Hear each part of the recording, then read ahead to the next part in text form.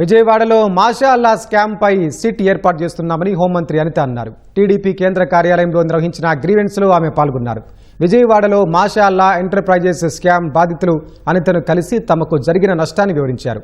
తమకు న్యాయం చేయాలని, బాధ్యులపై కఠిన చర్యలు తీసుకోవాలని హోంమంత్రిని కోరారు.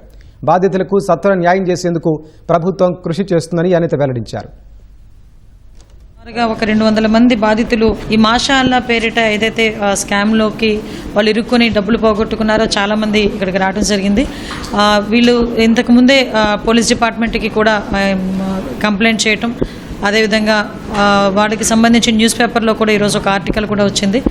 ప్రభుత్వం త్వరితగతిన స్పందించి వాళ్ళందరికీ న్యాయం చేయాలని ఒక దృక్పథంతోనే ఈరోజు సిపి విజయవాడ గారితో నేను మాట్లాడినప్పుడు ఒక సిట్ కూడా ఏర్పాటు చేయడం జరిగింది.